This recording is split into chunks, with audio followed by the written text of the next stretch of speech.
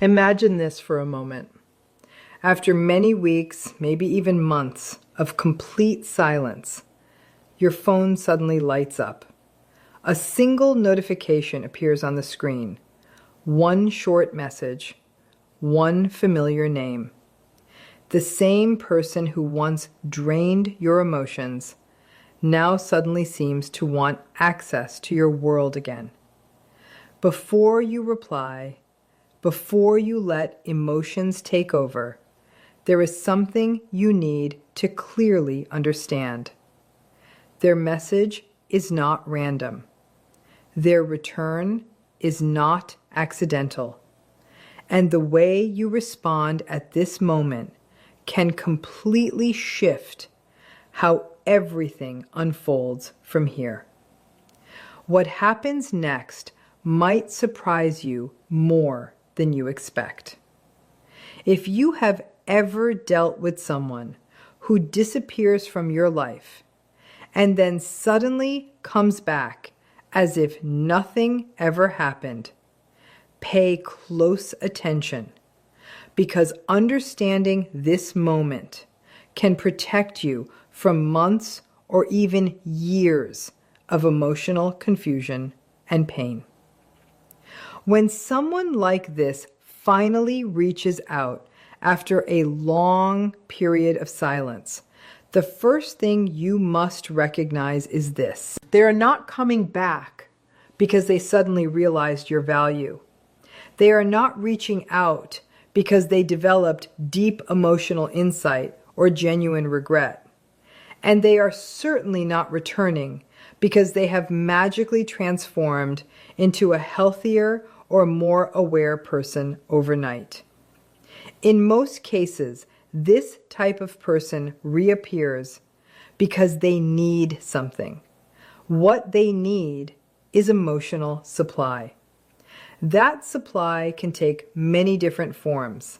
It might be your attention, your validation, your admiration, your emotional reaction, your sympathy, your curiosity, or even just the comfort of knowing they still have access to you whenever they choose. Their silence was never truly about giving you peace, and their return is not proof of emotional growth or change. Their behavior is driven by internal needs, not by genuine care for your emotional well-being. People like this often move in repeating emotional cycles. Silence is part of that cycle. When one source of attention stops feeding them, when life feels dull, when they lose control somewhere else, or when their current emotional supply is no longer satisfying, they begin to look backward.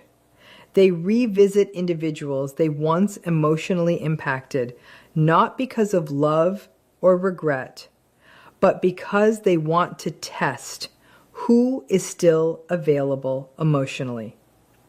This is exactly why their message often feels so strange or unexpected.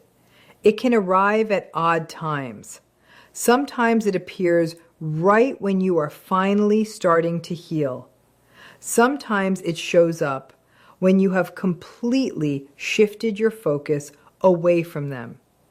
It can even feel like they somehow sense when your emotional distance has grown. In a way, they are often very sensitive to shifts in attention and emotional attachment, not in a healthy way, but in a perceptive, self-serving way. They usually do not return because they miss you as a person. They return because they miss what they used to get from you. They miss the emotional access. They miss the validation. They miss the feeling of influence they once had over your emotions. What needs to be understood very clearly is that this return is often transactional in nature. They are testing whether emotional access is still available. If you respond warmly, they receive supply. If you respond with anger, they still receive supply. Even a cold or casual response can still signal to them that the connection is not fully closed. To them, your emotional reactions carry value. Your attention becomes a kind of currency. This is why they often return when they feel that emotional currency slipping away from them. Their earlier silence also fits into this same pattern. When they disappear, it is often because their attention has shifted elsewhere. Maybe another source of validation became more interesting. Maybe they became distracted by their own life. Or maybe they used silence as a way to regain control and create emotional uncertainty. Regardless of the reason, the silence usually serves their interest in some way. And when that silence no longer benefits them, they come back. Their timing is rarely accidental. They may reach out during moments when you are emotionally vulnerable, during important personal dates, or right when your confidence starts to rebuild. People like this often feel threatened when they sense they are losing psychological influence over someone they once had access to.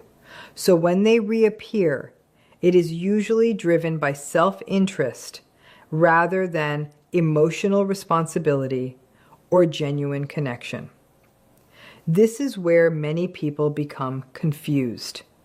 Because the message itself often does not look harmful. In fact, it can appear kind, soft, or even apologetic. But what is important is not just the surface message, but what is underneath it. When someone like this contacts you after silence, the message is rarely spontaneous. Most of the time it is calculated, intentional, and shaped in a way to provoke a reaction. They are observing your emotional state. They want to know if you still care. They want to see if you still respond emotionally to them. They want to measure whether you are still accessible on an emotional level. Every message carries intention. A simple, "Hey," or "How are you?" can be a way of testing whether you will carry the emotional weight of reopening the conversation. A nostalgic message might be used to see if old emotional memories still affect you.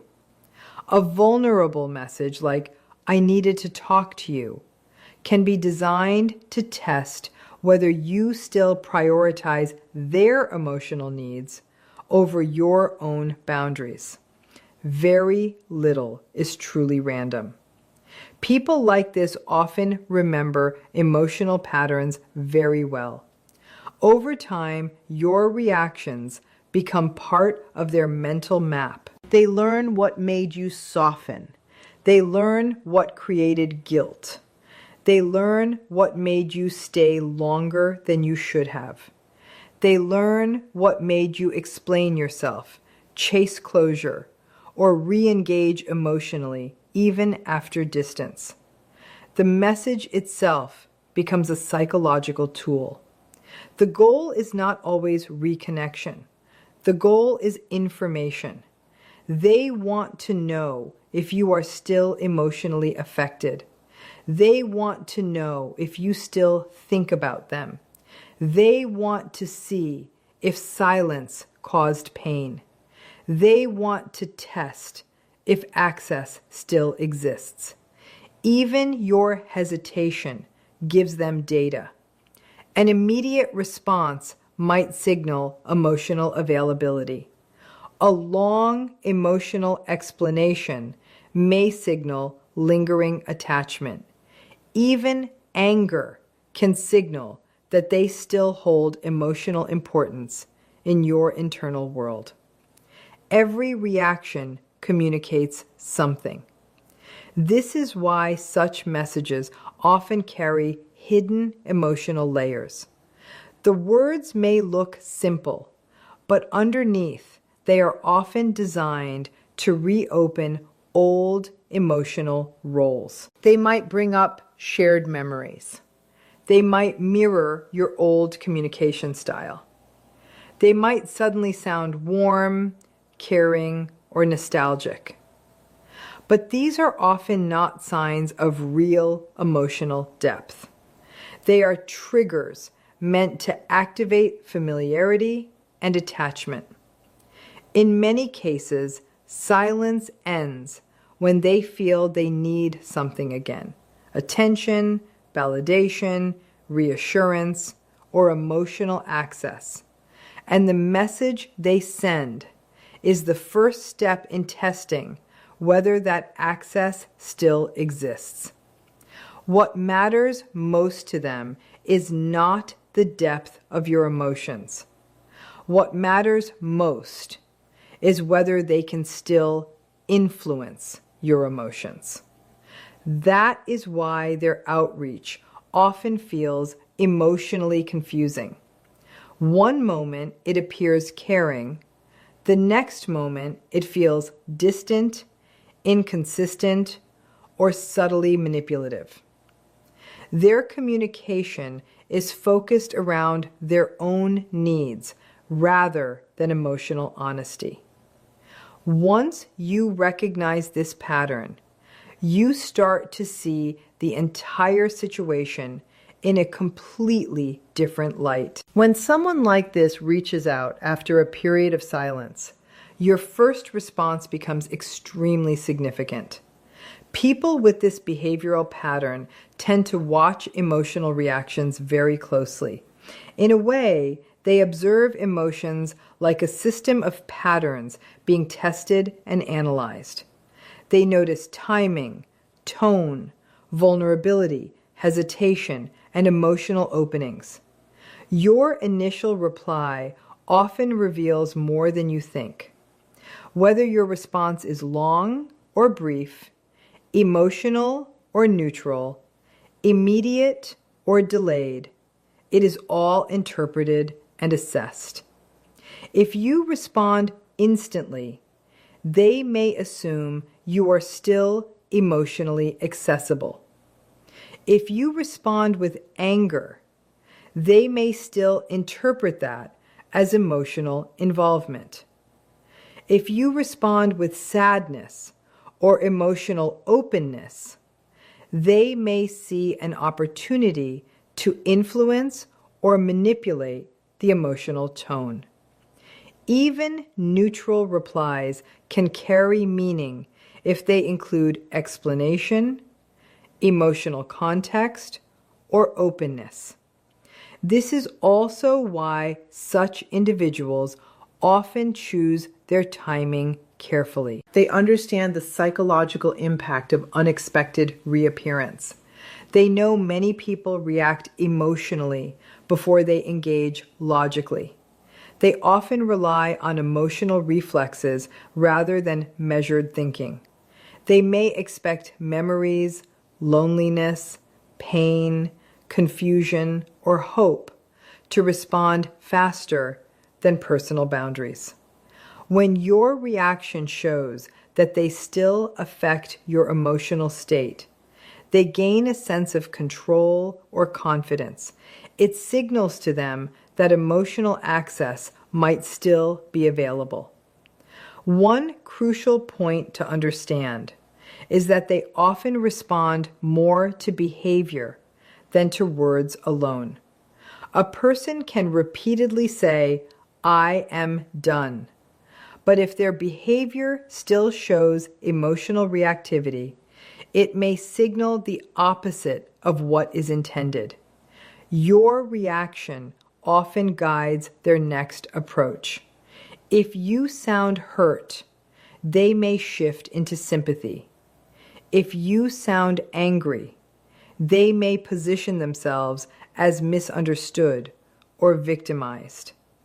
If you sound hopeful, they may respond with affection or encouragement. If you sound guilty, they may increase emotional pressure or persistence. In many ways, your emotional reaction becomes their reference point. This is why emotional calmness becomes so important. A steady, neutral response disrupts the expected pattern. A delayed reply, a controlled tone, or even complete non-response creates uncertainty for them. And uncertainty is something they often struggle with because it weakens their sense of influence. A calm or minimal response removes the emotional reaction they are looking for. It interrupts the script they were expecting to continue. At that moment, their confidence in emotional access begins to weaken. When individuals like this return after silence, their tone is often carefully chosen. They rarely begin in an aggressive way. Instead, they usually approach through familiarity, warmth, nostalgia, or emotional softness. These approaches are designed to lower emotional defenses quickly. They may suddenly appear kind, thoughtful, reflective, concerned, or emotionally vulnerable. They may present themselves as stressed, confused, lonely, overwhelmed, or emotionally unstable. Both approaches often serve the same underlying purpose. The goal is to reduce your emotional guard. Softness can help you forget the impact of past distance. Emotional vulnerability can trigger empathy and compassion.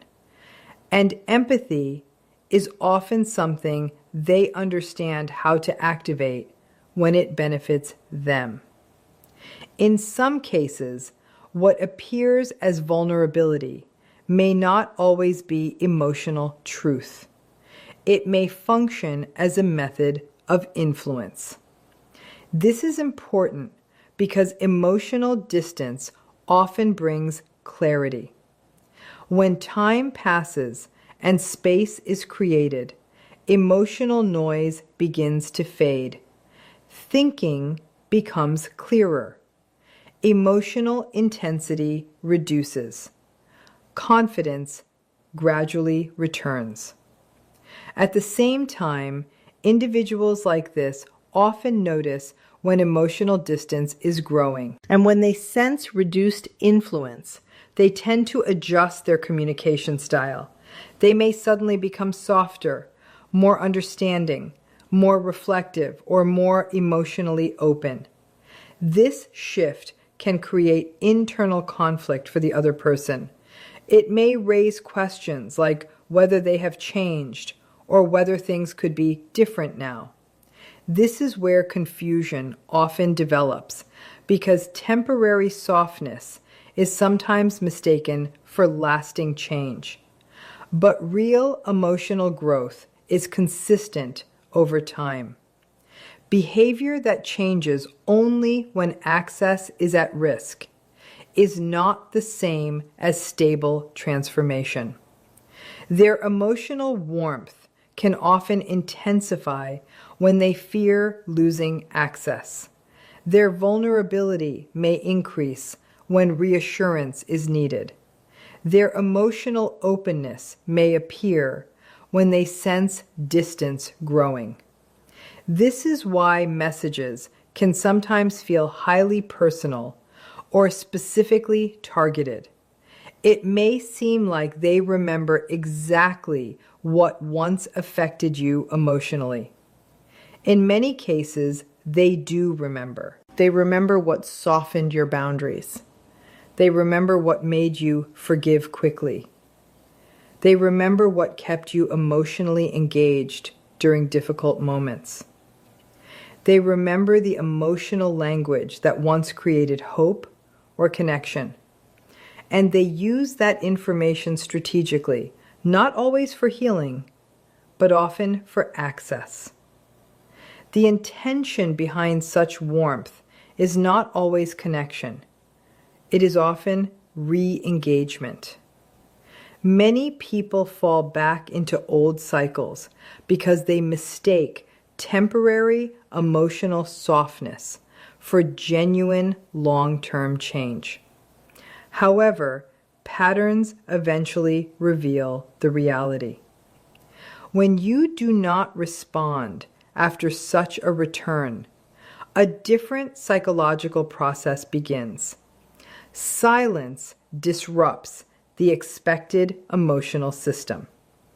Individuals who rely on emotional reactions begin to lose their reference point. Both positive and negative reactions usually serve them in some way.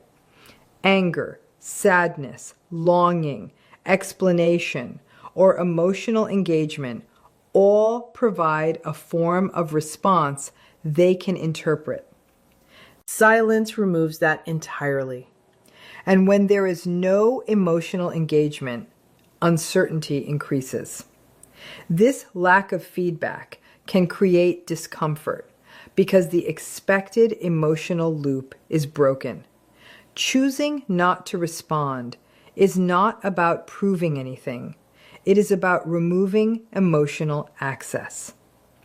In many situations, silence becomes a strong form of boundary because it does not feed emotional cycles. It communicates without words that emotional energy is no longer being directed toward that connection. It shows that personal peace is no longer dependent on their presence or absence. This can be difficult for individuals who rely on emotional influence because silence removes their sense of impact. It introduces uncertainty about their relevance and emotional position. At the same time, silence also protects internal clarity. Even small interactions can reopen emotional confusion. A single message can slowly reintroduce old emotional patterns. A polite response can turn into renewed engagement.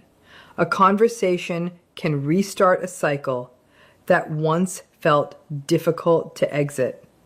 Silence prevents that cycle from restarting. It creates space to observe rather than react. It allows emotional stability to return without interference. It protects your nervous system from emotional turbulence. It creates psychological space where clarity can slowly return. And most importantly, silence becomes a boundary that does not require justification or explanation. You are not obligated to grant emotional access to someone who repeatedly disrupted your peace. What makes silence so powerful is that it is interpreted very differently depending on emotional maturity. A balanced, emotionally healthy person may see silence as space, closure, or simple disinterest. But individuals with manipulative tendencies often interpret silence as a loss of control. This can lead them to increase contact attempts, shift emotional tone, or intensify efforts to regain attention. These reactions often reveal more than their words ever could. Because if their intention was truly respectful, they would respect your distance. When there is persistence despite silence, it often signals emotional self-interest rather than genuine understanding.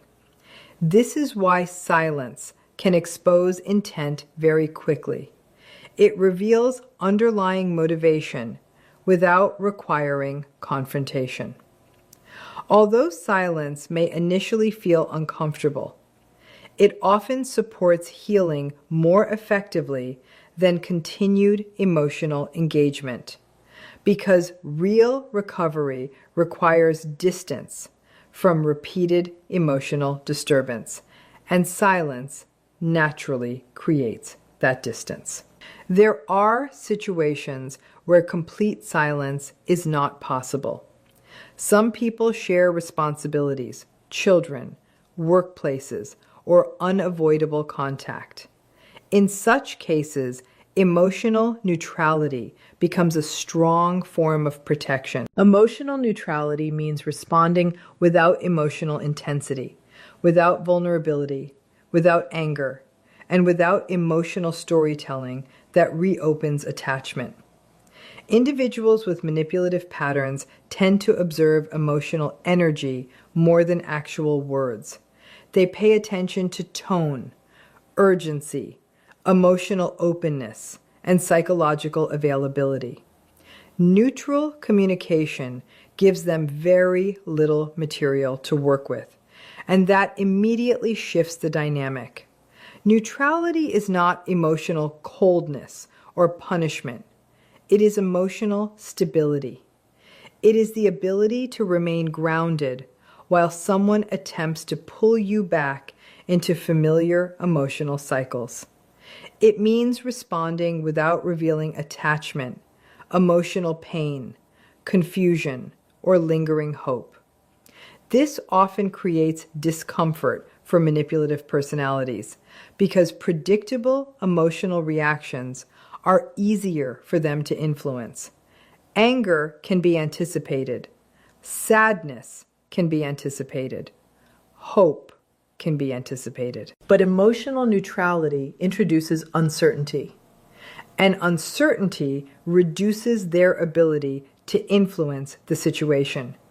Neutrality also protects you from emotional traps disguised as normal conversations. People with manipulative tendencies may attempt to extend discussions in ways that blur accountability, rewrite past events, or increase emotional confusion. A neutral response shortens emotional engagement. It limits unnecessary interaction. It protects emotional boundaries and preserves internal stability. Most importantly, emotional neutrality sends a clear message without words.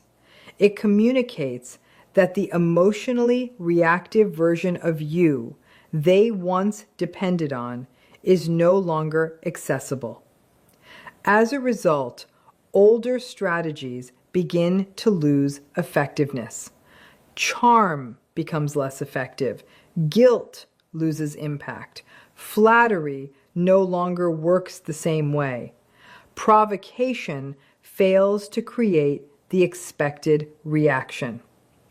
When this shift becomes noticeable, it can create frustration or uncertainty on their side, because emotional influence depends heavily on access, and neutrality reduces that access.